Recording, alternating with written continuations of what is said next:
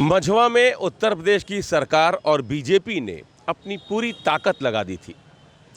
130 से ज़्यादा नेता, उसमें मुख्यमंत्री उत्तर प्रदेश से लेकर बीजेपी संगठन से जुड़े तमाम जो बड़े नाम हैं, बड़े चेहरे हैं, उन लोगों ने मैराथन जनसभाएं की, नुक्कड़ सभाएं हुई, डोर टू डोर कैंपेनिंग हुई।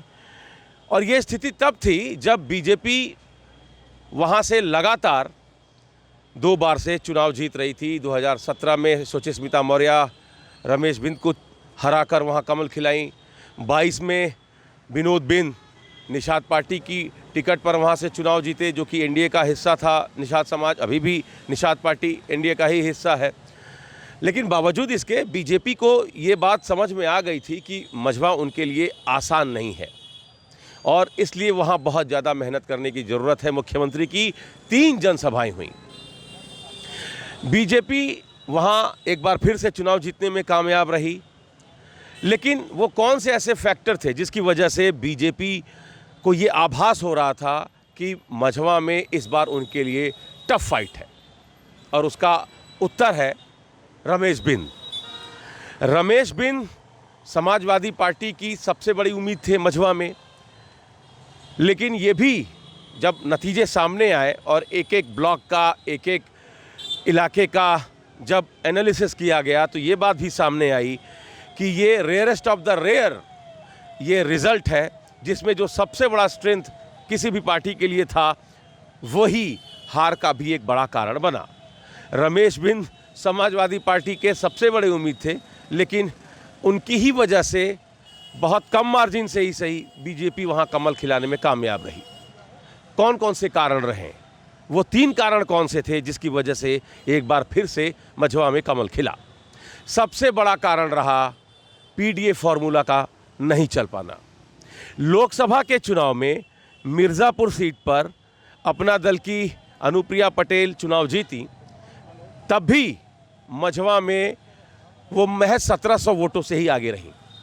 रमेश बिंद उनसे चुनाव हारे, मझवा में वो पूरी ताकत लगाए थे, लेकिन 1700 वोटों से वो पीछे थे। उनको इस बात की उम्मीद थी कि अगर वो किसी महिला को, किसी पढ़े लिखे तबके से, किसी ऐसे शख्सियत को वहाँ से चुनाव लड़ाते हैं जो बिंद समाज का हो, तो ये 1700 जो वोट है उसको इस खाई को पाटा जा सकता है। उन्होंने अपनी बिटिया डॉक्टर ज्योति बिंद को वहाँ से चुनाव लड़ाया। लेकिन जो पीडीए फॉर्मूला लोकसभा में चला मिर्ज़ापुर में, वो उपचुनाव में दिखाई नहीं दिया। सुचिस्मिता मौर्य को दोबारा बीजेपी ने मौका दिया, सुचिस्मिता मौर्य वहाँ से चुनाव लड़ी। तो जो लवकुश समीकरण था, कुर्मी कोइरी इक्वेशन, जो लोकसभा में काफ़ी हद तक रमेश बिंद के साथ गया था समाजवादी पार्टी के नाम पर, पीडीए के नाम पर, वो इस बार वहाँ समाजवादी पार्टी से दूरी बनाए रखा, वो बीजेपी के साथ गया। दूसरा जो बड़ा कारण रहा वो रहा छोटे छोटे जो पॉकेट्स हैं कास्ट इक्वेशन के तहत। गैर यादव, गैर जाटव का एक बड़ा कॉम्बिनेशन बनाने में बीजेपी कामयाब रही। दलित वोटरों में जो परंपरागत वोटर्स थे बहुजन समाज पार्टी के, वो दीपक तिवारी के साथ गए जो कैंडिडेट थे बीएसपी के।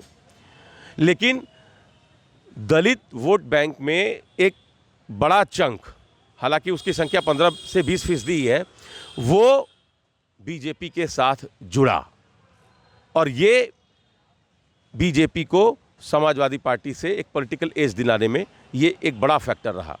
उसमें सोनकर हैं, राजभर हैं, गोंड हैं, उसमें वर्मा है। ये छोटे छोटी जातियाँ जो करीब 12 से 15 हज़ार जिनका वोट पड़ा, उसमें से 10 से 11 हज़ार वोट बीजेपी के खाते में गया और ये डिसाइसिव रहा, क्योंकि 4936 वोटों से जीत हार हुई।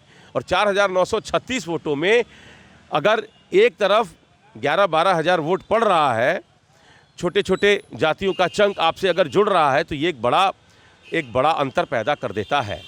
और ये स्थिति और डिसाइसिव तब हो जाती है जब महज 50.4% ही मतदान हुआ हो। तो दूसरा जो बड़ा फैक्टर रहा, गैर यादव गैर जाटव का कॉम्बिनेशन, बीजेपी भुनाने में सफल रही, उसको अपने साथ जोड़ने में सफल रही। और तीसरा जो सबसे बड़ा कारण रहा वो था रमेश बिंद का भूत उनके सामने आकर खड़ा हो गया।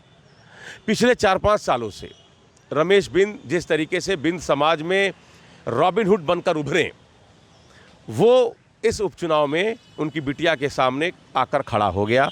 ब्राह्मण समाज को, गैर बिंद ओबीसी समाज को जिस तरीके से वो अपशब्द कहते रहें, गलत बयानबाजी करते रहें, लूज स्टेटमेंट देते रहें, वो एक बड़ी वजह साबित हुआ।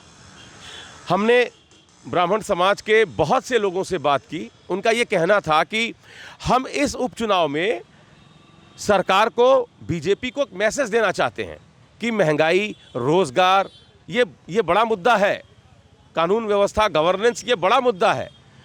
बटोगे तो कटोगे वो अपनी जगह है, लेकिन कोर इश्यूज़ पर भी हम वोट कर सकते हैं। हम ये मैसेज देना चाहते थे, लेकिन हम ये मैसेज नहीं दे पाए, क्योंकि हमने जब सामने रमेश बिंद को देखा तो फिर सारी चीज़ें हमारे दिमाग से निकल गई। और यही बातें गैर बिंद समाज के कई, जो ओबीसी समाज के कई लोगों ने हमसे यही बात कही कि रमेश बिंद जिस तरीके से लूज टॉक करते हैं, कहीं ना कहीं ये समाजवादी पार्टी के लिए एक बड़ा नुकसान साबित हुआ। लोग कनेक्ट नहीं कर पाए खुद को। तो जो रमेश बिंद समाजवादी पार्टी के सबसे बड़े उम्मीद थे मझवा में, उनकी वजह से एक बड़ा तबका समाजवादी पार्टी से दूरी बनाए रखा। लेकिन ये भी सही है कि 9 सीटों में सबसे कम वोट से जीत हार मझवा में तय हुई। ये भी सही है कि पहले राउंड से आखिरी राउंड तक बीजेपी आगे रही, बावजूद इसके 12वें से 18वें राउंड के बीच समाजवादी पार्टी जब एज लेना शुरू की तो धड़कनें बढ़ गई थी बीजेपी के लोगों की, और सबसे कम वोटों से बीजेपी को मझवा में जीत मिली। अगर रमेश बिंद की बिटिया ज्योति बिंद की जगह किसी दूसरे ओबीसी कैंडिडेट पर समाजवादी पार्टी दाव लगाती, या बसपा के दीपू तिवारी थोड़ा और ब्राह्मण वोट काट लेते, तो शायद वहाँ नतीजा कुछ और हो सकता था। लेकिन राजनीति में यूँ होता तो क्या होता, नहीं चलता। जो परिणाम है उसी परिणाम को ही ध्यान में रखकर हमको विश्लेषण करना पड़ता है। Amit Singh, TV9 UP, Varanasi.